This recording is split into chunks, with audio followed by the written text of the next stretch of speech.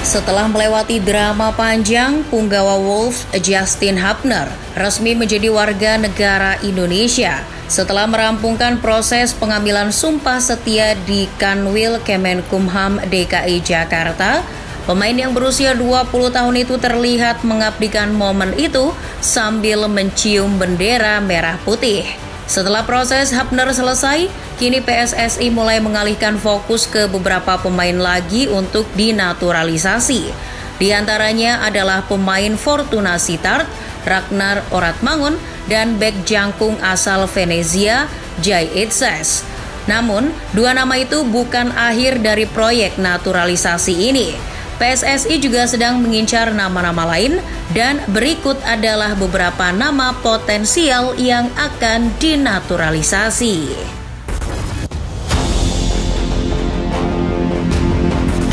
Untuk menambah kekuatan di lini bertahan, Indonesia butuh suntikan tenaga di sektor penjaga gawang. Sebetulnya Indonesia kaya akan talenta kiper, tapi pasca kehilangan Kurnia Meiga belum ada penjaga gawang yang performanya sebagus dia. Maka dari itu, Cyrus Margono bisa jadi opsi yang menarik. Kenapa bukan Emil Audero? Bisa-bisa saja sih, tapi sang pemain mau apa enggak? PSSI sudah beberapa kali mencoba membujuknya, tapi hasilnya nihil. Nah, kalau Margono ini memiliki potensi yang cukup besar untuk membela timnas Indonesia.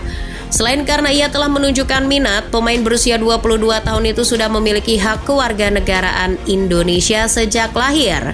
Menurut Hamdan Hamedan, sesuai dengan PP nomor 21 tahun 2022, pemain Panathinaikos itu hanya perlu mendapatkan kembali status WNI-nya.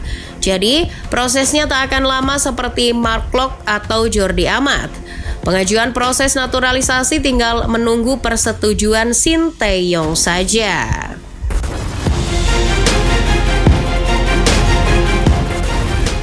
Naik ke sektor back ada Rian Flamingo. Ya, Coach Shin memang gemar mengumpulkan pemain-pemain belakang jempolan. Setelah mengantongi nama-nama macam Sandy Walsh, Jordi Amat, dan Shane Patinama, kini PSSI tengah memantau Rian yang sedang berkarir di Belanda bersama FC Utrecht.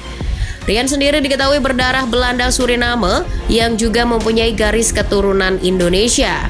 Meski baru berusia 20 tahun, Rian terbilang memiliki pengalaman yang luar biasa di Eredivisie. Selama 2 musim ini, ia selalu jadi andalan di tim utama. Musim ini bersama FC Utrecht dan musim lalu bersama Vitesse. Total, Rian sudah mengantongi 43 penampilan di kasta tertinggi Liga Belanda itu. Meski berposisi sebagai bek tengah, Rian bisa bermain di posisi gelandang bertahan. Selain itu, Rian juga dikenal sebagai bek yang produktif. Dari 10 pertandingan bersama Utrecht musim ini, ia sudah mencetak 2 gol. Musim terbaiknya terjadi di Sassuolo saat ia mencetak 14 gol dari 32 penampilan musim 2021-2022. Rian bisa jadi alternatif serangan apabila Indonesia mendapat peluang melalui bola mati.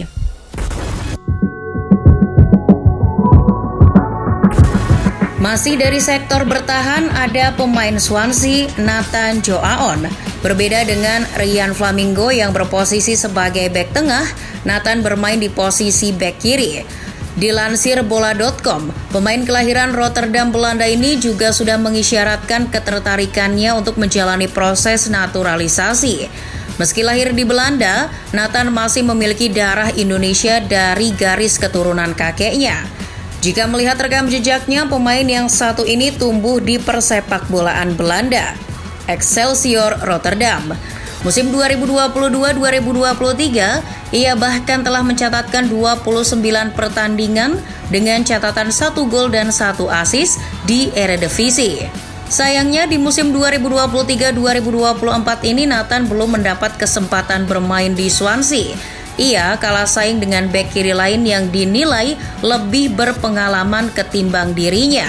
Meski begitu, Nathan dianggap akan menjadi tambahan kekuatan yang menarik di sektor kiri pertahanan timnas Indonesia. Kabarnya, proses naturalisasi sang pemain sudah disetujui pihak DPR RI.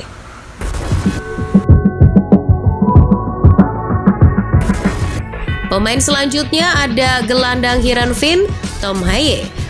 Belakangan ini namanya diisukan sedang diincar oleh Sinteyong dan PSSI untuk masuk proyek naturalisasi selanjutnya.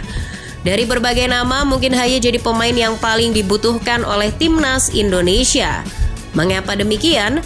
Karena pemain yang memiliki darah Indonesia dari kakeknya yang berasal dari Sulawesi Utara itu merupakan gelandang serba bisa. Ia bisa dimainkan di seluruh sektor tengah, baik sebagai gelandang bertahan maupun serang.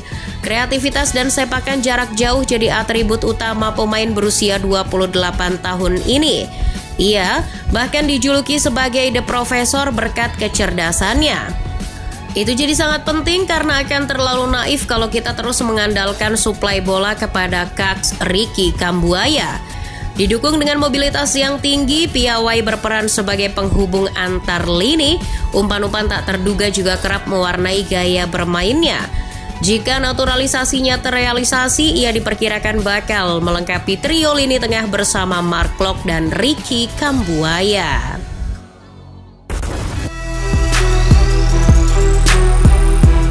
Masih di sektor tengah, PSSI juga telah mengantongi satu nama lagi, yakni Joy Pelupesi.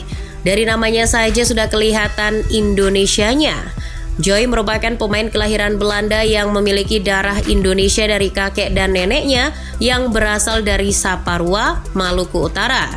Jika melihat usianya yang sudah 30 tahun, Joy tergolong sebagai pemain yang berpengalaman. Tercatat ia sudah pernah bermain di Twente, Sheffield Wednesday, Heracles Almelo, hingga pernah bermain di Liga Turki bersama Giresunspor. Berbekal pengalamannya, musim lalu ia menjabat kapten di klubnya sekarang, yakni Groningen. Sayangnya usia 30 tahun akan menjadi pertimbangan lebih lanjut karena Sinteyong ingin memangkas generasi tua di skuad tim nasional Indonesia. Tapi, jika PSSI tetap mendatangkannya, tak masalah. Joy yang juga berposisi sebagai gelandang bertahan bisa menjadi pesaing bagi Mark Klok yang kualitasnya masih perlu dipertanyakan. Jika kualitas Joy dinilai lebih baik, kenapa enggak? Sejauh ini di lini serang timnas Indonesia, Sinteyong baru memiliki Rafael Struijk sebagai pemain naturalisasi. Jadi, Ilyas Al-Haf diperkirakan bakal jadi tambahan amunisi yang bagus selain Ragnar Oratmangun. Meski lahir di Belanda, Al-Haf memiliki darah Indonesia dari sang ayah. Maka dari itu, Al-Haf menyatakan siap membela tim nasional leluhurnya. Pemain kelahiran Rotterdam, Belanda ini memiliki posisi asli sebagai sayap kanan. Namun Al-Haf juga mampu ditugaskan sebagai winger kiri atau gelandang serang. Meski kini bermain di Liga Armenia bersama FC Noah, Al-Haf cukup berpengalaman di persepak bolaan Belanda. Setidaknya ia pernah 7 tahun berkarir di sana bersama Sparta Rotterdam dan Almere City.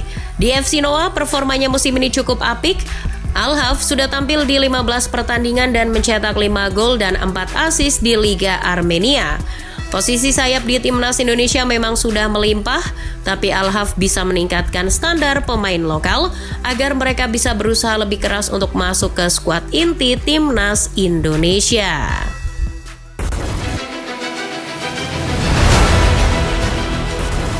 Terakhir ada posisi penyerang, yakni Delano Ladan. Meski lahir di Leiderdorp, Belanda, Delano memiliki darah Indonesia dari sang kakek yang dikabarkan orang Jawa asli. Delano memulai karir sepak bolanya di Akademi Feyenoord pada tahun 2006. Setelah itu, ia pernah bermain untuk Haglandia dan ADO Den Haag. Sempat ada klub, kini pemain bertinggi 177 cm ini bermain untuk Top Os di Eerste Divisie atau Divisi 2 Liga Belanda.